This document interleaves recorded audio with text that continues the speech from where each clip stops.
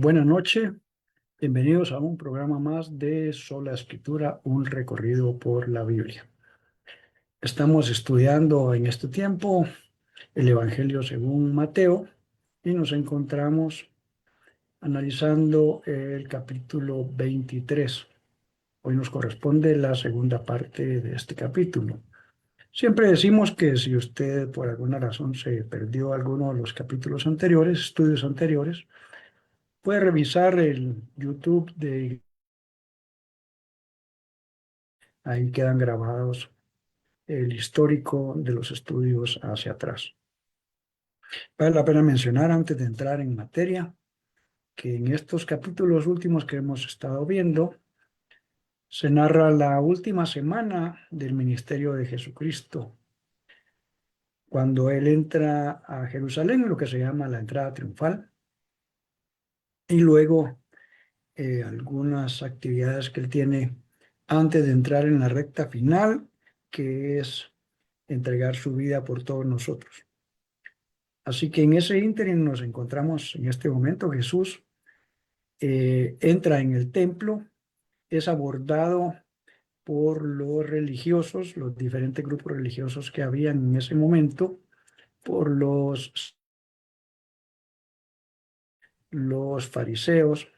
Lo interrogan no con el propósito de aprender, sino que de ver en dónde podrían acusarlo, como decimos popularmente en Guatemala, cacharlo en algo, acusarlo y llevarlo preso. Ellos ya habían propuesto capturar a Jesús para matarlo, pero ellos no lo querían hacer durante la Pascua.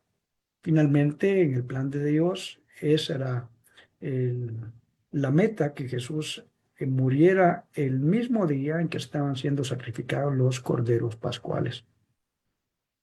En el capítulo 23, Jesús está aún en el templo y ahora él toma la batuta, la iniciativa, y está acusando a esta élite religiosa que había corrompido por completo su labor. La semana pasada vimos una parte de esta confrontación de Jesús hacia ellos, un señalamiento muy franco y directo. Cuando uno lee esas palabras de Jesús, le vienen a la mente también las acciones y las palabras de Juan el Bautista, que fue reconocido como un profeta. O sea que lo que está haciendo aquí Jesús es tomando una función profética y señalando aquellas cosas que eh, esta élite religiosa hizo, desviándose del propósito de Dios. Hoy vamos a ver la segunda parte de este capítulo. Vamos a iniciar en el versículo 23 hasta el final y vamos a irlo dividiendo en pequeñas porciones para poder analizar diferentes temas y señalamientos que Jesús está haciendo a la élite religiosa. Aquí particularmente se va a referir a los escribas y a los fariseos. Los escribas eran ese grupo de personas que se dedicaban a copiar primero las escrituras, las copiaban a mano, y también a enseñar. Los escribas también tenían esa función, enseñar la palabra del Señor, pero también el significado para el pueblo. Entonces Jesús señala varias veces, ya vimos la semana pasada, a los escribas y los fariseos. Vamos a continuar hoy con ese grupo de señalamientos. Jesús está refiriendo, se está dirigiendo más bien al pueblo y a sus discípulos. Está hablando de ellos. Por cierto, la semana pasada una de las cosas centrales que vimos era que les dicen, miren, ellos son los encargados de interpretar la ley de Moisés. Hagan todo lo que ellos les digan, pero no hagan lo que ellos hacen. ¿Por qué? Porque no hay congruencia entre lo que ellos dicen y lo que ellos hacen. Ellos ponen grandes cargas sobre la gente, pero ellos mismos... Y en ese contexto estamos para entrar hoy en la lectura que nos corresponde. Vamos a poner aquí a la vista nuestra versión electrónica de la Biblia y vamos a leer en Reina Valera. Recuerden, empezamos en el versículo 23. Vamos a leer del 23 y el 24. Vamos a ir leyendo por pares, ya que, como dije, aquí hay acusaciones muy puntuales. Dice, hay de vosotros, escribas y fariseos hipócritas, porque diezmáis la menta y el eneldo y el comino, y dejáis lo más importante de la ley, la justicia, la misericordia y la fe. Esto era necesario hacer sin dejar de hacer aquello. Guías ciegos, que coláis el mosquito y tragáis el camello. Vamos a poner aquí en nuestra Biblia en paralelo. Como dije, vamos a ir leyendo por pares, ya que de versículos, ya que ahí hay diferentes acusaciones específicas. Hemos dicho que esta expresión de ay de vosotros eh, es un lamento, es un lamento sobre algo que se está haciendo mal o se hizo mal. Las versiones parafraseadas lo ponen como qué aflicción les espera. O sea, no solamente, bueno, pobres, sino que están exponiéndose a un juicio por ese tipo de acción. Por eso es un ay del lamento. Dice, ¿qué aflicción les espera? Y en la palabra de Dios para todos, en la quinta columna, dice, qué terrible va a ser para ustedes, ¿verdad? Eh, yo estoy en mi lectura devocional diaria este año leyendo la Nueva Traducción Viviente, que es una paráfrasis. Y me ha parecido interesante que esa misma expresión la usaron los editores y traductores en el Antiguo Testamento, igual cuando hay estos ayes, ¿verdad? En el Antiguo Testamento lo encontramos también y ellos tradujeron en el Antiguo y en el Nuevo qué aflicción les espera, como quien dice, esto que están haciendo va a tener consecuencias muy tremendas. Ah, la otra cosa que mencionamos desde la semana pasada es esta expresión hipócrita, y porque ya vimos un par de estas acusaciones y la hipocresía acá, la palabra griega es muy parecida a nuestra palabra española. Básicamente significaba un actor de una obra de teatro que se ponía una máscara para representar diferentes personajes sin mostrar nunca su verdadera cara. Entonces, eh, aquí el énfasis es, están tratando de mostrar algo que realmente no son. Eso lo vamos a encontrar en varias acusaciones de la misma expresión. O sea, ¿a qué se refiere esta en particular? Ahora leo la NBI para contrastar con lo que leímos en la Reina Valera. Dan la 10ª parte de sus especias, la menta, el anís y el comino, pero han descuidado los asuntos más importantes de la ley. Ahorita vamos a decir cuáles son. Ahora, mire, en el Antiguo Testamento estaba establecido que se diera el diezmo de todos los ingresos que se tenían para el Señor. Y por cierto, ahora que tenemos diferentes redes sociales, diferentes medios de comunicación a través de la web, de la internet, pues cada quien es libre de expresar sus opiniones sobre X o Y cosas. Y he encontrado una gran cantidad de personas que dicen, no, ¿por qué exigen el diezmo los cristianos evangélicos, podemos llamar así? Eso ya no está vigente y un montón de cosas que he escuchado. Solo quiero comentar una cuestión aquí con esto. Jesús no se refirió a todos los temas que el Antiguo Testamento ya había establecido. Más bien, en algunas ocasiones, lo que hizo fue ponerlo incluso más estricto. Voy a poner un ejemplo. Jesús usó esta expresión y decía, oíste que fue dicho tal cosa, ¿verdad? Y en una ocasión estaba hablando, oíste que fue dicho, no matarás. Mas yo les digo que cualquiera que tenga rencor en su corazón contra otra persona, ya es digno de juicio. O sea, no tiene que matarlo, pues, ¿verdad? Físicamente, para hacerse digno del juicio, lo mismo que si lo hubiera matado. ¿Qué quiere decir eso? Pero entonces está más difícil. Sí, exactamente. Porque Él no habló mucho justamente del uno de los grandes mandamientos que está entre los 10, de no matarás. Más bien explicó que alguno podía decir, pero es que yo no he matado a nadie, sí, pero estoy lleno de rencor. Si pudiera hacerlo, a lo mejor lo haría.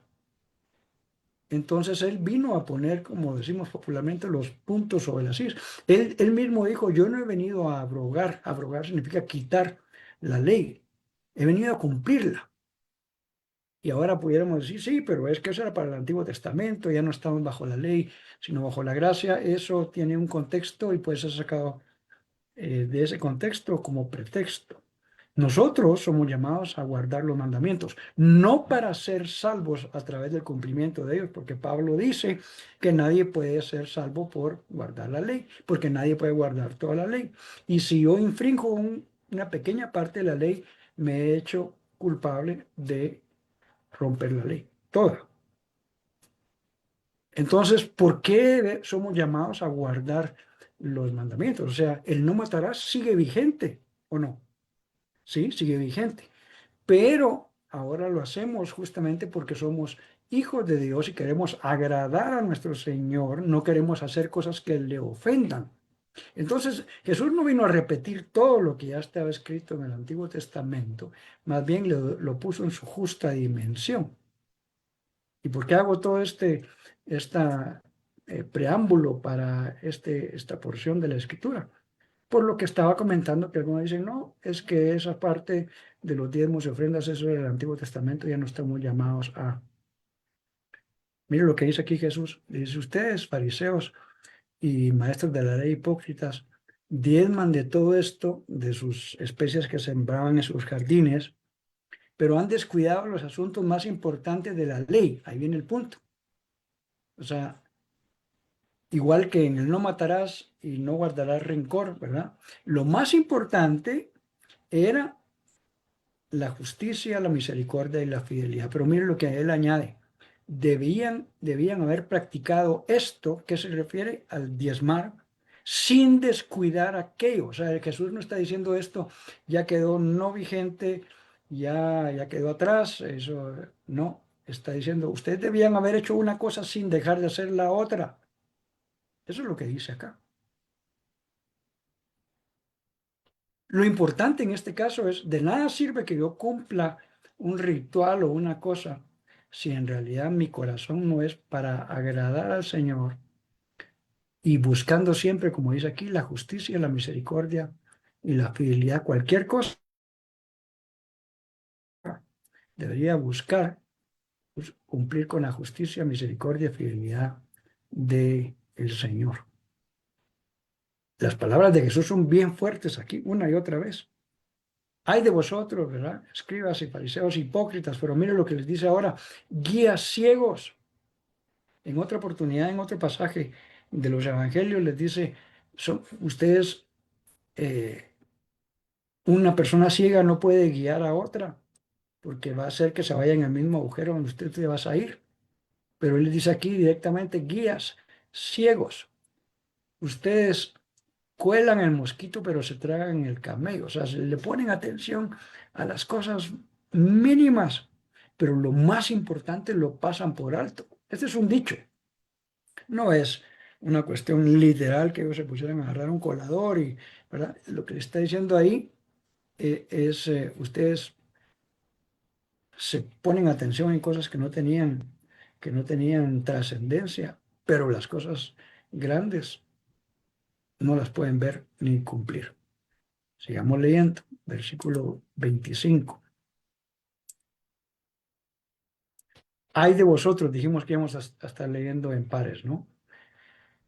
Hay de vosotros, escribas y fariseos hipócritas, porque limpiáis lo de afuera del vaso y del plato, pero por dentro está lleno de robo y de injusticia.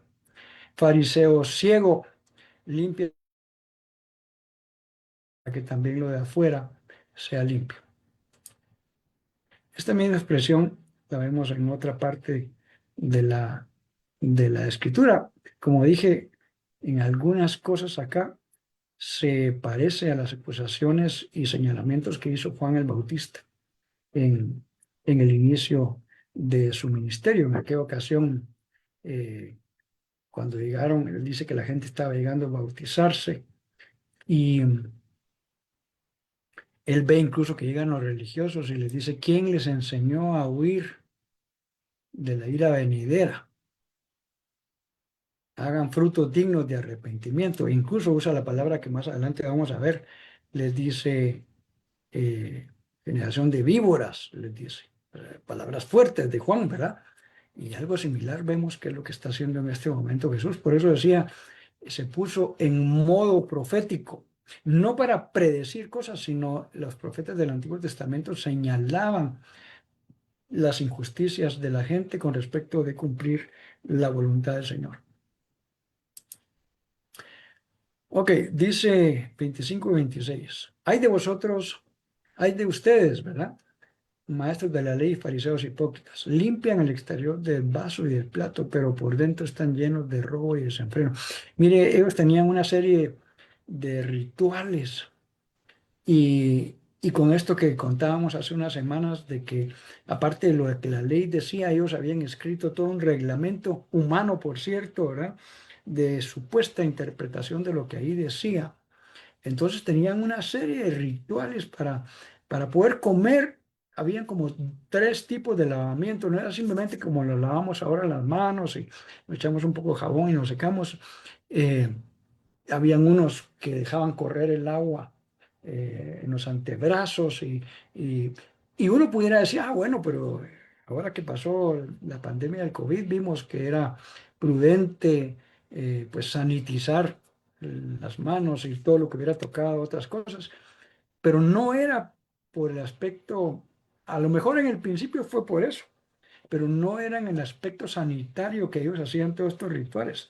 Habían convertido un mandamiento del Señor de lávense las manos para comer en una serie de requerimientos y si hay de aquel que quebrara uno de estas cosas. Y entonces ellos lavaban los platos, las tazas, pero otra vez no en aspectos sanitarios, sino como una serie de rituales. Y Jesús les dice acá, ustedes limpian el exterior del vaso y del plato, pero por dentro, ahora lo señala directamente a ellos, ustedes están llenos de robo y desenfreno. Dice, aquí en la textual me llama la atención, dice de rapiña e intemperancia, son palabras que ya no usamos mucho en el español, ¿no? Dice en las parafraseadas, llenos de avaricia y todo tipo de excesos. Ah, déjeme ver una cosa aquí rapidito.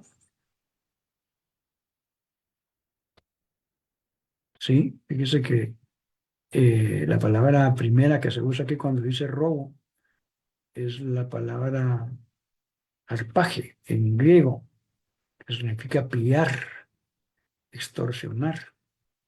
También significa robar, ¿verdad? No quiere decir que fue mal traducido. Y dice en inglés lleno de extorsión y excesos, o incontinencia, dice en el griego. Eh, Les está señalando directamente a ellos, ¿verdad? Ustedes limpian las cosas, lo externo, pero por dentro están llenos de robo y desenfreno. Fariseo ciego, les vuelve a decir otra vez. Limpia primero por dentro el vaso y el plato y así quedará limpio también por fuera. Vamos a la siguiente. A ver cómo nos va de dos en dos con el tiempo. Espero que avancemos adecuadamente. 27. Hay de vosotros, escribas y fariseos, hipócritas, porque sois semejantes a sepulcros blanqueados, que por fuera la verdad se muestran hermosos, mas por dentro están llenos de huesos de muertos y de toda inmundicia. Así también vosotros por fuera la verdad mostráis justos ante los hombres, pero por dentro estáis llenos de hipocresía e iniquidad. Fuerte las acusaciones aquí de Jesús. Esta se parece mucho también a una que hizo con el Bautista cuando lo llamó sepulcros blanqueados. 27 y 28, ¿verdad? Ujú. Ok, dice, hay de vosotros, maestros de la ley, fariseos y hipócritas, que son como sepulcros blanqueados. Mire, los sepulcros, por cierto, del tiempo antiguo en Israel, variaban un poco con respecto a los que usamos nosotros ahora, particularmente cuando uno va a un camposanto, que incluso la tendencia ahora es minimalista, ¿verdad? Ya no hay muchas edificaciones y todo este tipo de cosas. Algunos son tipo parque, ¿verdad? Solo se ve la plancha. Pero en las construcciones antiguas de cementerios y algunas que se usaban en Israel, pues estaba algún edificio pequeño donde se sabía que obviamente había alguien que había sido sepultado. Y todavía existe esa costumbre hoy aquí en Latinoamérica y en Guatemala de llegar a pintar esos sepulcros, particularmente cuando se acerca el 1 de noviembre, ¿verdad? El 1 y 2 de noviembre.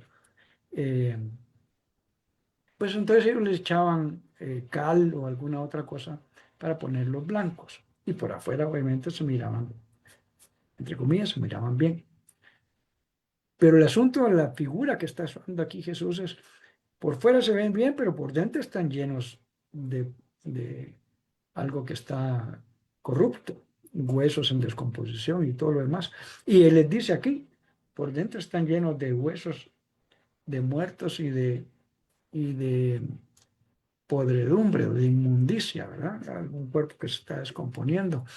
Y él les dice, ustedes son como esto, son pura apariencia y por eso les llama hipócritas un montón de veces. Así también ustedes por fuera dan la impresión de ser justos, pero por dentro están llenos de hipocresía y de maldad, de iniquidad, de ilegalidad, dice el griego, ¿verdad? De injusticia, uso también la palabra. Ah, en los pasajes que vimos la semana pasada, vimos justamente que estos fariseos y escribas amaban ir a las fiestas y ocupar los primeros lugares, amaban ponerse las filacterias que vimos la semana pasada y bordes en sus mantos. Básicamente era pura apariencia. Y eso le está volviendo aquí a señalar que ustedes, los como sepulcros blanqueados, aparentan estar bien, pero por dentro están llenos de un montón de cosas terribles. Son señalamientos sumamente fuertes. 29.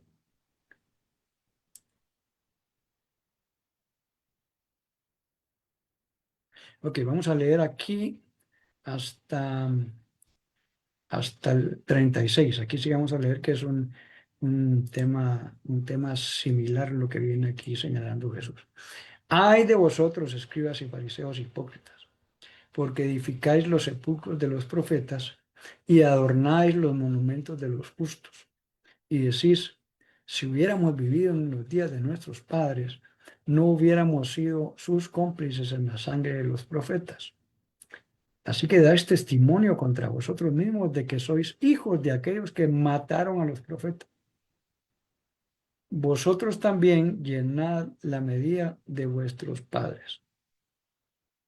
Paremos aquí mejor, ¿sí? Y no hasta el 36 como acaba de decir. Aquí hay un punto que necesitamos profundizar en este momento. Versículo 29.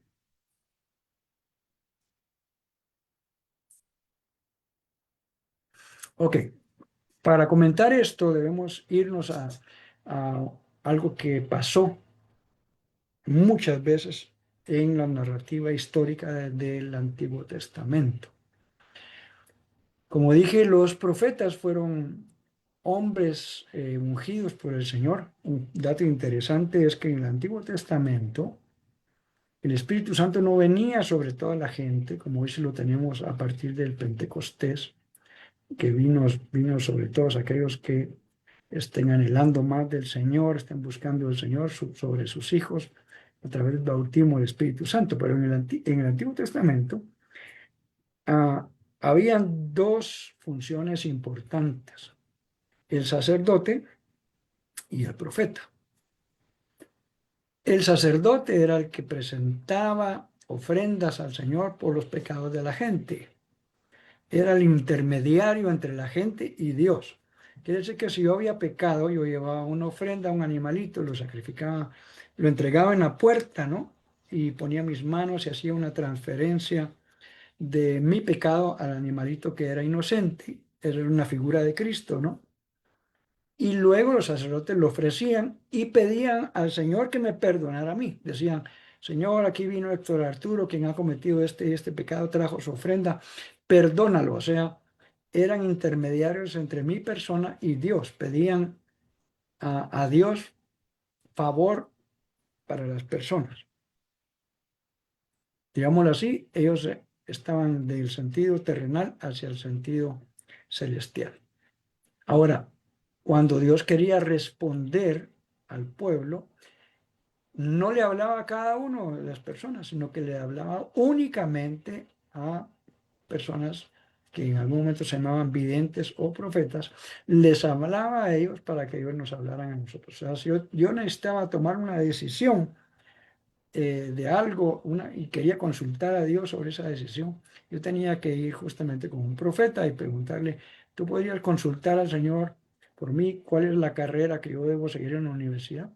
Y entonces él hablaba con Dios y le presentaba mi necesidad y Dios, todo esto es en sentido figurado, ¿no? Para que entender el ejemplo, le decía al profeta y el profeta me decía a mí, dice el Señor que debes estudiar tal carrera o dice el Señor que no, que te dediques a tal cosa.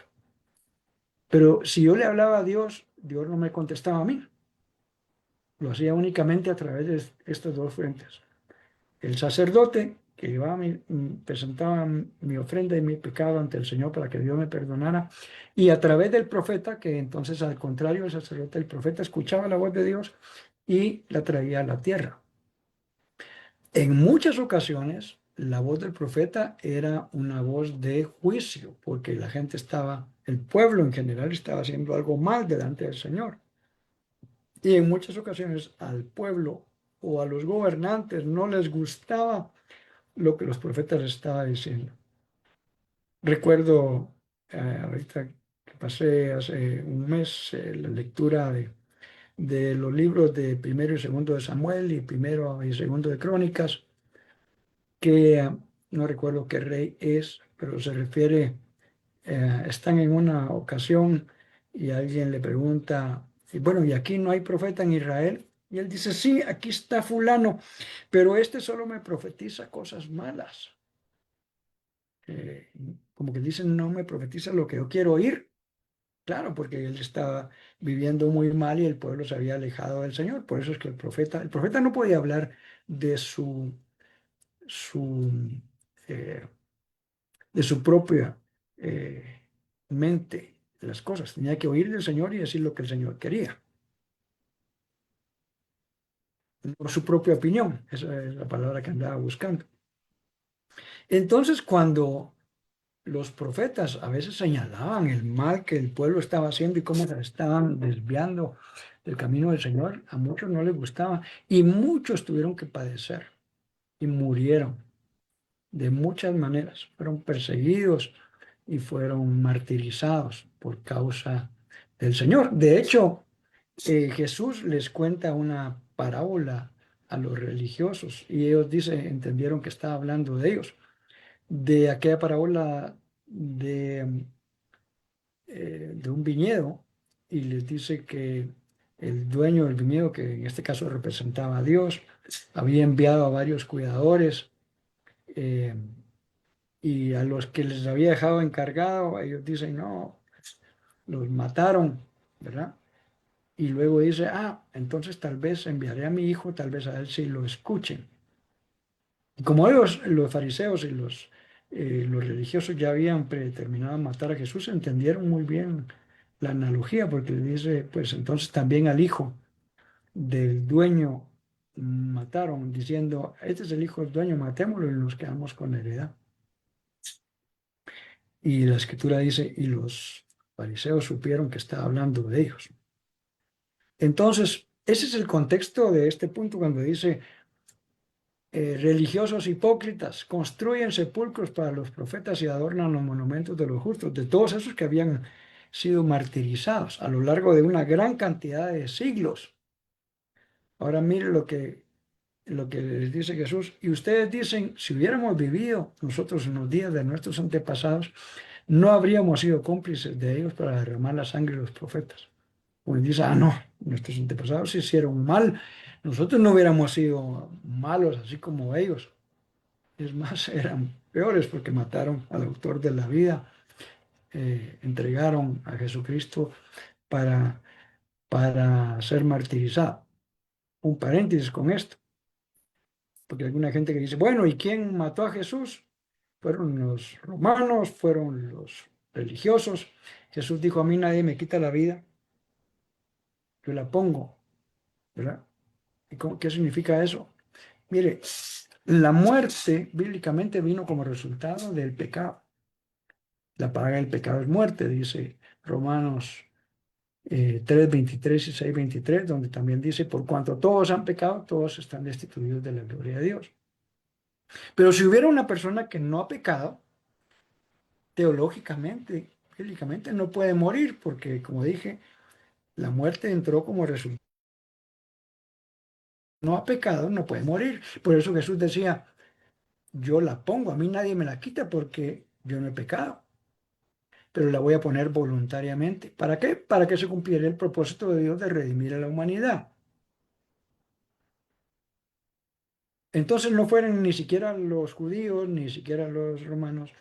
Básicamente fue un plan de Dios para poder rescatar a la humanidad. Y por eso cuando en Isaías se habla del siervo sufriente, habla justamente de que todo eso Dios lo permitió, para poder otra vez hacer un puente a través del cual pudiéramos regresar al Padre. Pero ellos dicen aquí, nosotros no hubiéramos hecho eso de matar a los profetas y a los hombres justos. Y aquí Jesús les dice en el 31, así quedan ustedes implicados al declararse descendientes de aquellos que asesinaron a los profetas.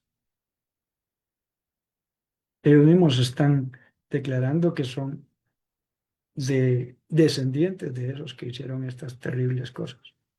Ahora miren lo que le dice aquí, pues, completen de una vez por todas lo que sus antepasados comenzaron. ¿De qué les está diciendo aquí? Dice, llenad la medida de vuestros padres. Es una traducción compleja en las primeras versiones más formales, ¿no? Eh, Me parece que la NBI en este caso recoge la intención del pasaje, porque uno dice, llenad la medida de vuestros padres. O sea, cuesta un poquito entender. No sé si usted, pero a mí sí. Aquí las parafraseadas dicen, sigan adelante y terminen lo que sus antepasados comenzaron. Les está diciendo, como quien dice, yo ya sé que ustedes quieren matarme. Adelante, terminen lo que sus antepasados iniciaron hace años. Ellos ya habían propuesto matarlo, como dije al principio del estudio. No querían hacerlo durante la Pascua porque temían a la gente y como la gente pensaba que Jesús era un profeta, tenían miedo a la gente, si hacemos esto y la gente se nos va a hacer una revuelta. Aquí les está diciendo, yo voy a hacer lo que ustedes están pensando hacer. Terminen lo que sus antepasados comenzaron. O sea, mm, en un sentido, entre comillas, maten al autor de la vida. Tremendo. Vamos a ver por dónde vamos ahorita. Ok, aquí viene ah, quizá las últimas dos señalamientos fuertes hacia esta élite religiosa. Del 33 ahora sí al 36. Serpientes, generación de víboras, ¿cómo escaparéis de la condenación del infierno? Por tanto, de aquí yo os envío profetas y sabios y escribas, y de ellos a unos mataréis y crucificaréis, y a otros azotaréis en vuestras sinagogas y perseguiréis de ciudad en ciudad, para que venga sobre vosotros toda la sangre justa que se ha derramado sobre la tierra, desde la sangre de Abel, el justo, hasta la sangre de Zacarías, hijo de Berequías, a quien matasteis entre el templo y el altar. De cierto os digo que todo esto vendrá sobre esta generación. Ok, vamos a analizar esta otra porción, el versículo 33. Hace un rato comenté que Juan usaba estas mismas palabras, ¿no? Refiriéndose a la élite religiosa, generación de víboras. ¿Quién les enseñó a huir de la vida venidera? Hagan frutos dignos de arrepentimiento, le dice.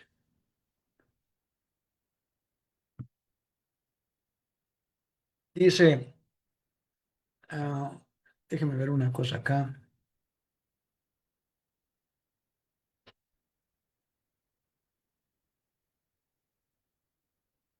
A ver. Ajá. Aquí estoy usando porque uno dijera, bueno, ¿y qué diferencia hay técnicamente entre una serpiente y una víbora, no? Y aquí podemos hacer un estudio de los ofidios, se llaman todo este tipo de animales, ¿no? Y usa dos palabras griegas diferentes. No lo vamos a meter a un estudio de ciencias naturales en sí de las dos, pero es interesante que Jesús usa las dos palabras. De hecho, la primera palabra es office, de donde viene ofidio, que le acabo de decir. Usted busca en Google un buscador, el que sea su predilección, y va a ver que cabalmente toda esta serie, esta clase de reptiles, los reptiles son más amplios, incluye las serpientes y otros, eh, lleva este prefijo que salió de aquí de office, que es la palabra serpientes. Y usa también la palabra víboras, ah, que es la palabra equidna. Está hablando de una serpiente venenosa. Esa es una de las grandes diferencias entre una y otra, ¿verdad? Pero usa las dos palabras señalándoles muy, muy fuerte. ¿Cómo escaparán ustedes de la condenación del infierno? Aquí la palabra, mire que en la segunda columna han usado la palabra geena. Ah, y, y esa es una transliteración de la palabra griega geena. Este era un lugar, un valle en Jerusalén, donde básicamente se quemaba la basura. Y como la gente llevaba todos los días basura para ir a tirar a ese lugar, el fuego nunca terminaba. Ese sitio, ahí en las afueras de Jerusalén, tenía este nombre, el Valle de Gehenna. En la versión textual ha preferido poner literalmente esto. Esa es la figura, digámoslo así, que se usa en posterioridad y también en algunas menciones anteriores de Jesús en los evangelios con respecto a la palabra infierno. En Apocalipsis habla bastante de este tema, al final de los tiempos, etcétera. Algunas personas han dicho, no, el infierno no existe, es un lugar eh, simbólico. Jesús enseñó que sí existe tal lugar y que ahí, al final del juicio eterno, del final de los tiempos, los que hayan hecho lo injusto van a ir a ese lugar, que es un lugar ahí viene la comparación y la figura de castigo eterno, así como la gehenna todo el tiempo estaba encendida, ese fuego por la basura que iban a terminar ahí, nunca se apaga. Cuando dice donde el fuego nunca se apaga, está haciendo justamente a una referencia a este lugar para que la gente pudiera hacer el paralelismo, ¿no? Nosotros actualmente no, en la mayoría de países no se queman los desechos, sino se ponen ojalá en un lugar donde puedan ser bien tratados y que no contaminen las fuentes de agua, que no contaminen el aire, etcétera. En nuestros países en Latinoamérica, lastimosamente, solamente es un vertedero, se le llama, pero no, en muchos casos no es un tratamiento adecuado. Cierro el paréntesis. Jesús les dice acá, ¿cómo van a escapar ustedes de la condenación del infierno, o sea, del juicio que viene, de la justicia que viene como resultado del juicio final? Por eso yo les voy a enviar profetas. Esa es una palabra profética de Dios a través de Jesús. Porque uno diría, ¿y quién eres tú para profetizar esto, verdad? O sea, aquí está hablando básicamente Dios a través de Jesús. Porque mire lo que dice, pues, yo les voy a enviar profetas, sabios y maestros. Ya había hecho esto desde mucho tiempo atrás, en el Antiguo Testamento, pero los voy a seguir enviando, como quien dice, ¿no? A algunos de ellos los matarán, y vea interesante, dice, y los crucificarán. Cuando Jesús le cuenta a sus discípulos todo el padecimiento que viene, Él les adelanta incluso la forma en que Él iba a morir. ¿Y por qué esto es necesario e interesante abarcarlo aquí? Porque el modo tradicional de castigo de los judíos, para castigo de muerte a alguien que había blasfemado, había hecho, era por apedreamiento. Esa era la forma en que los judíos ejecutaban la pena de muerte. Los romanos no, lo hacían por crucifixión. ¿Y por qué Jesús tenía que morir por crucifixión y no por apedreamiento? Para que se pudiera cumplir una profecía que dice: maldito todo aquel que es colgado en un madero. Y Jesús, muriendo en esa cruz, en ese madero, llevó la maldición nuestra, porque todo el pecado presente, pasado y futuro de toda la humanidad, suyo y mío, fueron puestos sobre él, y él llevó todo ese pecado y se hizo maldición por nosotros. O sea que hasta eso tomó en cuenta el Señor, en que no podía ser por apedreamiento, sino más bien tenía que ser por crucifixión. Y aquí Jesús le está diciendo ahora a la gente. Él sí sabía, y sus discípulos también habían sido advertidos previamente: el Hijo del Hombre será entregado en manos de no judíos, de impíos, decía ahí, y lo azotarán y lo crucificarán. Fue predecido mucho antes. Aquí se lo está diciendo de nuevo. A otros los azotarán en sus sinagogas y los perseguirán de pueblo en pueblo. No sé si a usted le parece familiar esto que está acá, pero cuando Jesús murió, hubo varios mártires que murieron justamente por la causa del Evangelio. Estuvo Esteban, estuvo Jacobo, y justamente algo de lo que dice acá es lo que hacía Pablo cuando perseguía a los cristianos: los azotaba en las sinagogas, los perseguían de pueblo en pueblo. Eso andaba haciendo Pablo justamente cuando el Señor se le revela en el camino de Damasco, ¿verdad? O sea que esta es una declaración a futuro, no, presente en un muy corto plazo, pero también a futuro de lo que habría que estar pasando. Es interesantísimo que Jesús está aquí profetizando. No es la única vez, ya vamos a ver la otra semana, cuando él habla de la destrucción del templo, él predice, ¿verdad? Un paréntesis acá: el propósito primordial de las profecías no es predecir cosas. Dice 1 Corintios 14 que la profecía fue dada para edificación, consolación y exhortación. En ninguno de esas tres cosas dice predicción, aunque los profetas se miraban cosas y las decían, pero no es su principal función, ¿verdad? Cierro el paréntesis. Ah, Dice: así recaerá sobre ustedes la culpa de toda la sangre justa que ha sido derramada sobre la tierra. Es una declaración bien fuerte sobre los religiosos. Desde la sangre del justo Abel. ¿Quién es Abel? Se recuerda usted que Caín mata a Abel, y que el Señor, cuando habla con Caín, le dice: la sangre de tu hermano me está llamando desde la tierra, ¿dónde está tu hermano? Y todo lo demás que pasó ahí. ¿Por qué lo mató? Porque dice que ambos presentaron ofrendas al Señor. La ofrenda de Abel agradó al Señor, la de otra no. La presentó en sus propias fuerzas, algo que Dios no había pedido, etcétera.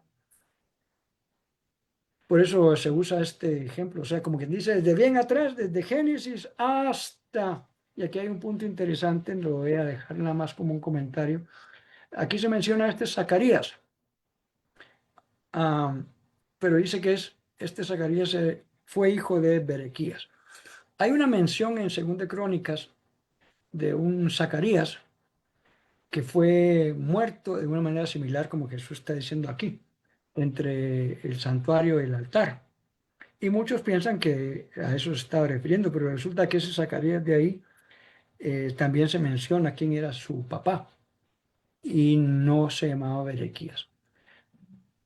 Algunas explicaciones que pudieran darse: en algunas ocasiones, eh, por ejemplo, en el caso de Josué, hijo de Nun, eh, la Biblia menciona diferentes nombres, y no es por decir era otro personaje, no, también tenía, era conocido por otro nombre. Eso es una probable solución. No sabemos si el nombre de Zacarías, que está en segundo de Crónicas, el nombre del papá, ¿no? Era otro nombre por el cual se le conocía. Algunos han dicho, Jesús ahí se equivocó. No, o sea, por definición teológica, o sea, Dios lo sabe todo y no se equivoca, Dios no miente. Algunos estudiosos piensan entonces que no se está refiriendo a ese Zacarías que murió en condiciones similares a esto que está diciendo, sino probablemente a otro que los registros históricos no dejaron escrito. Son probables caminos en este caso. Pero el punto importante acá es desde el principio hasta el profeta Zacarías. Por cierto, no es el Zacarías que escribió el libro de Zacarías, que está casi al final del Antiguo Testamento. Era otro. Ah, está diciendo, durante todo ese tiempo, ustedes mataron a esta gente justa que Dios les había enviado. Y dice, sobre ustedes va a recaer el juicio, la culpa de la sangre de todas estas personas. Y les dice Jesús, les aseguro que todo esto vendrá sobre esta generación. Cuando la Biblia habla de una generación, está hablando de un periodo, las generaciones bíblicas eran de 40 años. Y Jesús le está diciendo, ese castigo va a venir sobre esta generación. Usted recordará que Jesús falleció cerca del año 30 o el 33, y no sé si usted ha leído la historia, pero en el año 70 fue destruido Jerusalén y el templo. Ya lo vamos a ver más la otra semana. O sea que se cumplió justamente lo que Jesús dijo, no va a pasar esta generación sin que este castigo venga. Tremendo. Aquí también es una función profética de Jesús. Está diciendo, antes de que esta generación termine, o sea, antes de menos de 40 años, esto va a cumplirse. Y efectivamente pasó así. Leamos la última parte. Hay un lamento aquí sobre Jerusalén. Y no solo el lamento, sino básicamente es como decir, bueno, terminé aquí mi tarea, ya no me voy a referir más ni a los religiosos, ni a la gente. Básicamente las últimas cosas las hizo con sus discípulos. Pero aquí hay un lamento. Y recuerde usted también que cuando Jesús entra a Jerusalén en la última semana, él llora sobre Jerusalén. ¿Por qué? Justamente por este sentido de lo que ahorita Jesús va a decir. Hay un dolor de que yo te quise proteger y tú nunca viste el día de tu visitación, no conociste el día de tu visitación. Habla cuando Jesús llora sobre Jerusalén. Leamos este pasaje y analicémoslo para terminar. Jerusalén, Jerusalén, que matas a los profetas y apedreas a los que te son enviados. ¿Cuántas veces quise juntar a tus hijos como la gallina junta sus polluelos debajo de sus alas y no quisiste? He aquí vuestra casa os es dejada desierta, porque os digo que desde ahora no me veréis hasta que digáis, bendito el que viene en el nombre del Señor.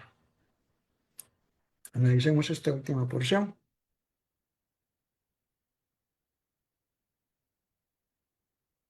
Dice, ahora en otra traducción, Jerusalén, Jerusalén, que matas a los profetas y apedreas a los que te envían. Ahí no hay mucha diferencia entre todas las personas que hemos puesto. ¿Cuántas veces quise reunir a tus hijos como reúne la gallina a sus pollitos? Usted se conoce esa figura, ¿no? De una gallina que extiende sus alas y los pollos vienen abajo y se resguardan del calor, de la lluvia, de los depredadores, etcétera, ¿verdad? Él dice, así te quise yo reunir, Jerusalén, pero tú, ahí viene el punto, no quisiste. Cuando Jesús entra a Jerusalén, le dice, no conociste el día de la visitación, pero no fuera por ignorancia, sino porque no querían realmente. Ahora usted puede decir, pero es que eso no eran todos los judíos, eran la élite religiosa. Sí, pero como resultado de esta desviación de la élite religiosa, que provocaron también el endurecimiento de la gente, el corazón de la gente, vino el castigo que Jesús está advirtiéndoles. Les dice, pues bien, la casa de ustedes va a quedar abandonada, va a quedar desierta. En muchas ocasiones los profetas del Antiguo Testamento hicieron esto. Por ejemplo, a Isaías y Jeremías les tocó hablar proféticamente de cuando Israel y Judá, que ya estaban separados como dos reinos, se alejaron del Señor, se volvieron a los ídolos, etcétera. El Señor les advirtió que iba a ser invadidos. Eso efectivamente pasó. Como dije a algunos de estos profetas que advertían de estas cosas, los mataron, los encarcelaron, para que se callaran.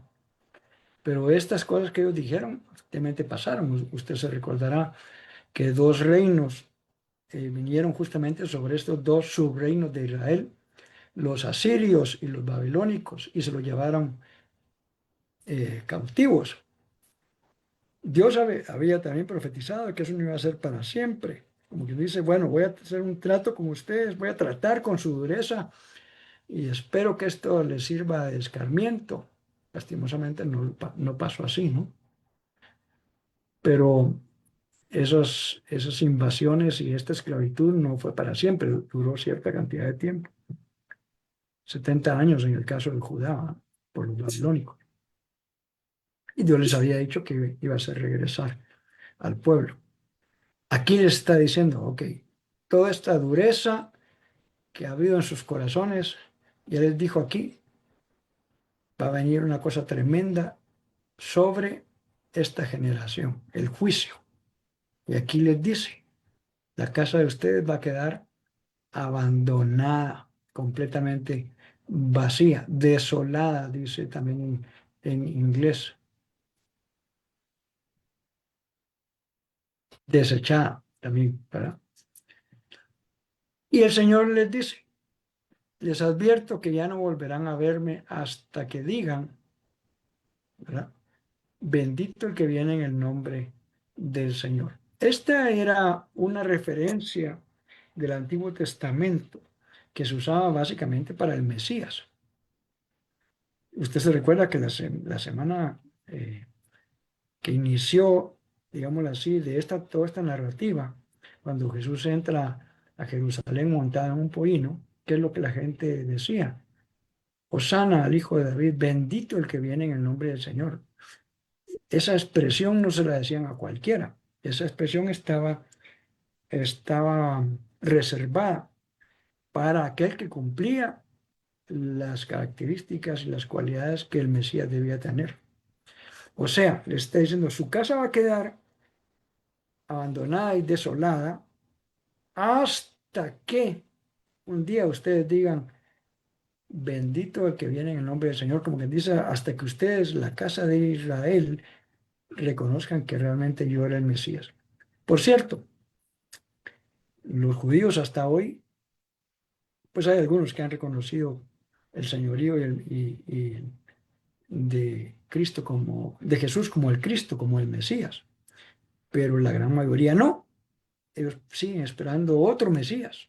En uno de los estudios de estas noches, yo decía, qué difícil va a ser para el que ellos digan, este es, porque había una gran cantidad, una inmensa cantidad de profecías sobre las cosas que el Mesías debía cumplir, las cuales solo Jesús pudo cumplir, incluso no dependían de él en ocasiones. Para decir, bueno, y el Mesías vio para arriba, entonces yo voy a ver para arriba. No, habían unas que básicamente eran un designio de Dios, de cosas que iban a ser terceros. El Mesías que ellos siguen esperando, a mí me pone a pensar, digo yo, ¿cómo va a ser o tratar de hacer una persona para cumplir todo lo que estaba escrito de él? Con razón siguen esperando porque, como dijo Jesús, no supieron apreciar el tiempo de su visitación. Pero Jesús le está diciendo aquí, su casa va a quedar vacía y no van a volver a verme hasta que ustedes un día digan, bendito el que viene en el nombre del Señor. Eso también habla de la segunda venida de Cristo. Cuando Cristo venga, ya no va a venir como vino la primera vez, ahora va a venir en gloria y majestad a juzgar. La primera vez vino a mostrarse como el Cristo, el Mesías. Pero la segunda vez va a venir, como dije, en toda gloria y toda majestad. Y algunos de los israelitas van a poder decir, este era, bendito el que viene en el nombre del Señor. Lastimosamente, van a haber muchos que aún así no lo van a decir. Muy bien, vamos a saludar a las personas que estuvieron con nosotros hoy aquí en el Facebook, a Christopher Alexander Acevedo y a su mamá, Silvia Carolina Acevedo. Gracias por estar acá y gracias por los saludos. Queremos invitarles a que puedan empezar a leer el capítulo 24. Voy a hacer, no una advertencia, pero un comentario, ¿verdad? En el capítulo 24 encontramos algunas cuestiones que Jesús dice y en todo lo que eh, hasta ahora había estudiado y en estas semanas he estado estudiando para hacer esa exposición, ha encontrado una diversidad de interpretaciones de lo que ahí dice, porque es algo de lo que comúnmente en teología se llama escatología. Escatología es el estudio de los últimos tiempos. Y vamos a ver en el capítulo 24 e incluso el 25 una serie de afirmaciones de Jesús que en ocasiones han sido sumamente mal interpretados. Así que quiero animarle a leerlo sin temor, sin ideas preconcebidas, y vamos a analizar la primera parte la otra semana, si el Señor nos da vida, si Él lo permite. Así que tengan ustedes una muy buena noche. Vamos a terminar nuestra transmisión de hoy.